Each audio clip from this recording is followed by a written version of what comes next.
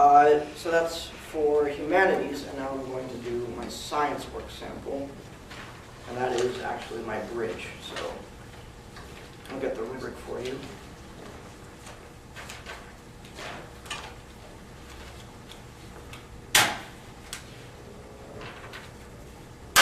So this was a group project, and it took a while to finish. We didn't really have much time, but I was really happy with how it turned out. It could support a lot of weight. So I put probably the most effort towards this than I have anything else. We actually all got together and took it back home and just worked on it for an afternoon, a couple days. And I was really happy with how it went. Our rough draft was different than this. I know this is a little uneven, this side leans a bit more that way. And but that was because this was a scaled down model. It was going to be a lot bigger. There would be another half here. It'd go down and then come back up. But we didn't have enough time or materials, so we did it to the best of our ability that we could. So the long-term learning target for this project was SLT1, and that was I can explain how engineers use the steps of engineering design principle and how it solves a problem. And there was also SLT2, which is I can design, construct, and test a proposed engineering design solution. So it shows that I'm proficient in these learning targets because we did use the engineering design principle. We identified our constraints, and then we all got together and we were like, okay, so based on those constraints, let's make a bunch of designs. And then we all put those together and came up with the best one that we could, and this is what we got. So this is a good example of how my quality of work has changed over time, because I promised last year there was no way I would have put enough effort into this to get it to the point it's at now, or even be able to do this. It took a lot of teamwork for this. There's no way one person alone could do something like this. I give a big shout out to my group members, because we all pitched in and we finished it and came out on top. So the most important thing that I learned from this project is probably if you put a lot of work into something, then you will be proud to show it off, because you can't, if you come up with this bridge, it's like this big, it's falling over, there's glue everywhere, it looks like something from a second grade art class. You're not really going to want to bring that to Passages or to home and be like, hey, look what I made. But if you put a lot of work into it, I was much happier to show this than something else. So yeah, that's really what I have. Is there any questions from you guys? I have a couple questions. Okay. Can you tell us what kind of bridge that is? Yeah, this was an arch truss bridge, so we used a truss design and then we incorporated it into kind of an arch over, and then we just kind of put it all together and made this. And how much weight did it hold? We didn't, it held like an algebra book. No, it wasn't an algebra book. It was like, I don't remember the name of the book, but it was a purple book, and we kind of just put it on, and the real test was to put a golf ball and roll it to the other end, and it did that no problem. So that was the main test. And I have one other question.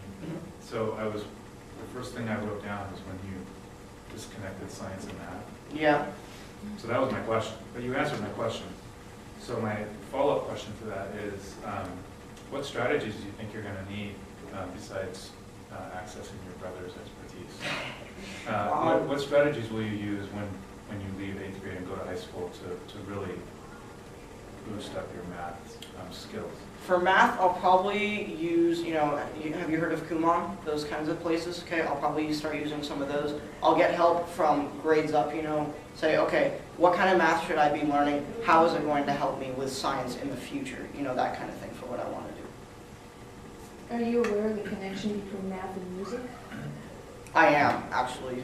It surprises me that I you know. don't like math since you're so into music, and I know that. Yeah, I've played drums. I started when I was 7, and I've been playing ever since then. And so I know how it works, but I don't.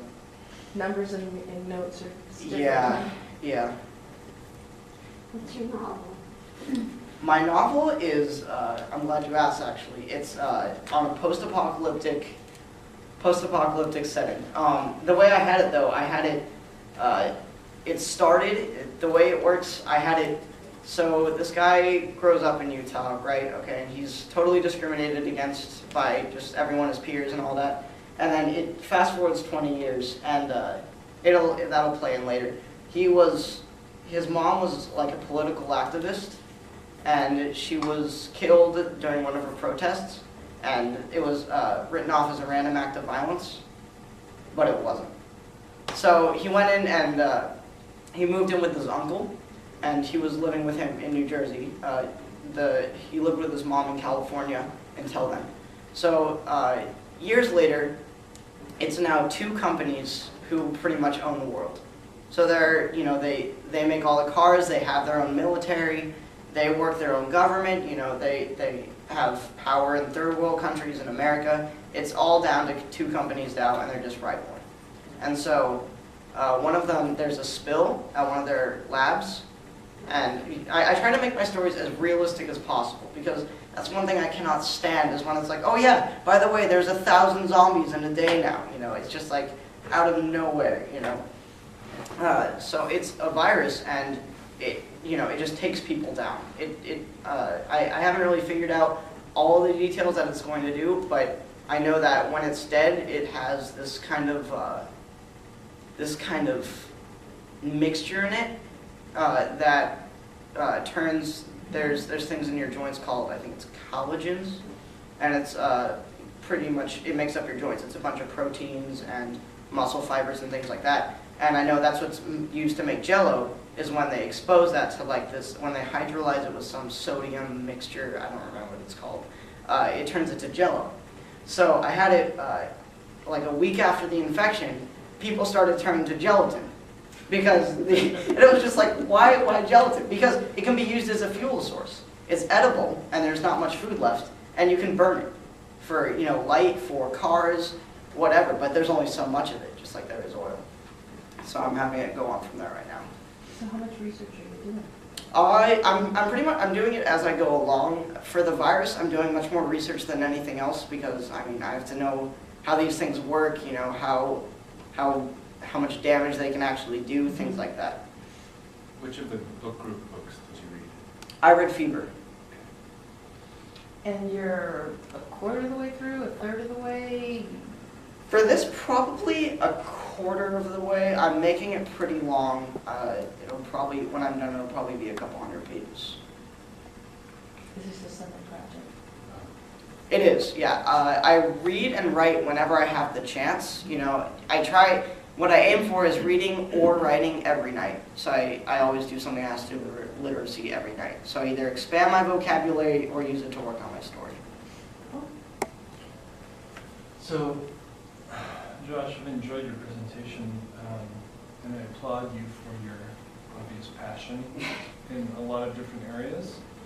And so one of my questions for you, hearing that you have all these different passions and you're very curious, as you move and start thinking again about high school readiness, how will you go about prioritizing and making choices? Because it will become increasingly more difficult for you, to do that, to dedicate yourself to all these fabulous pursuits that you've talked about today. So I think the things, because I do a lot of things, but I don't do them like guitar and bass. I play when I have a bit, it's for fun. It's not a big thing. So if I need to drop that, fine. My biggest thing is probably keeping gymnastics, because I have just gotten into that and I have not been able to stop. I do it a few days a week and I love it. It's really fun. So I think that I'll probably end up keeping, if I have to drop other things, gymnastics, probably music if I can. That because it's already, I have to leave straight from gymnastics and go straight to music, and we're already late as it is. So I drop music over gymnastics though, because I can still play without being in a jazz band. And then, school, of course, comes before everything else, so, yeah. Lots of interest. I have a question for you, Josh. Do you Yeah. have a role model that you can, or do you just kind of draw from a lot of different people? I draw or- from a lot of different people. I think, my dad has been part of it. He's kind of just like, he stays like, he's let me find my own path, kind of, do what I want to do. But then he encourages me when I try to do, if I want to sign up for parkour, he's like, fine, but you have to do gymnastics too. That's fine, because then I tried gymnastics and I got really into it. So he supports me in all the areas that I'm in. Very nice. Thanks. Hold on.